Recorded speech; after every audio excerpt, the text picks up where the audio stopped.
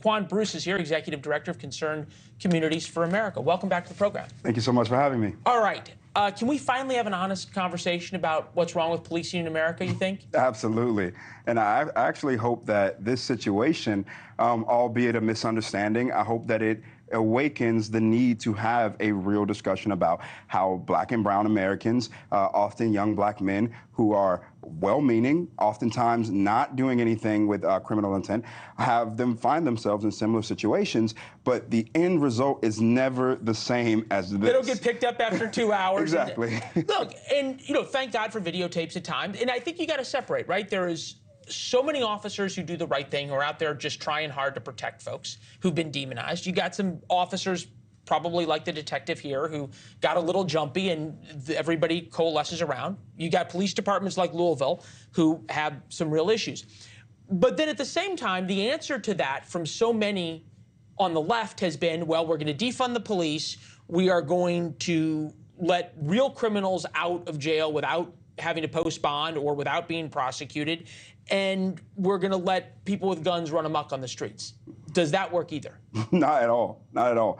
For this situation to really shed light on the conversation, the larger conversation of what's happening around police training and police norms, you have to look at how you solve this issue from a matter of upholding law and order, not just because, one officer's done something wrong, we start to kind of, attribute this to a larger conspiracy and use all forms of malfeasance to kind of remedy that. But what we need to be doing is looking at this and saying, hey, we know there is a fact that there is something wrong with the police force in Kentucky. And we know that DOJ is looking into all other matters of police forces. Let's solve those specific issues. Let's not attribute this one thing or this type of issue to all other scenarios. Let's keep them case by case, and let's solve them based upon the merits of the case and the facts of the case, not just because, we think that, Well, Louisville's got problems, right? Videos showed Louisville police officers, their elite,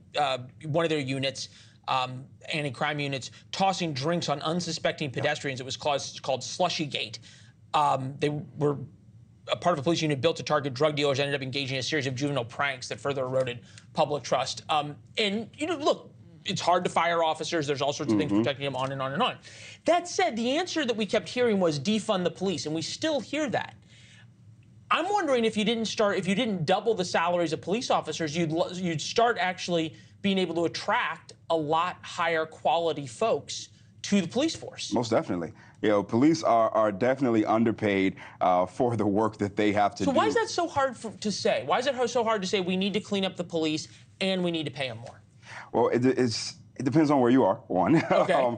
And it's hard to say because of the prevailing narrative that we see out in the media and out in the streets and the communities. When you talk to people who are living in places that need adequate police force, the one thing that they say is that we need more police, we need better police. But when you talk to people who, come from these, universities and education systems and, more affluent neighborhoods who look down with a sort of a savior complex, they say that the police are the problem and that you need to take them away so that people can have better lives. But that has never been the case for the people who are experiencing these injustices themselves. They want police, they want better police, and the way that you do that is you make it so that the conditions in which the police are working under, that their needs are met and that they are part of their community. We need to start looking at police and civilian relationships as cohesive, not mutually exclusive, not you have to have one or the other, but we are a part of the community and we work together to keep our community safe.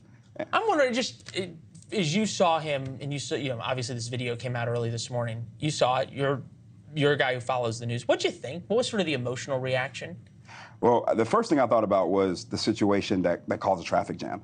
And I thought, based upon the reporting at that time, that Scottie Scheffler was involved in what in the accident, yeah. Right, in the accident. And then when we later was able to separate the two, my heart went out to the gentleman who lost his life and his family. But then I started to think about, from an area of, for lack of a better term, privilege, this is a sporting event, a major sporting event that's going on. There are, tons of, people out there from the media, from yeah, and if it can happen there to Scottie Scheffler, to anywhere, anybody, to anybody. And we got to be aware of that. Thanks for watching. Go to joinnn.com to find NewsNation on your television provider. And don't forget to click the red subscribe button below to get more of NewsNation's fact-driven, unbiased coverage.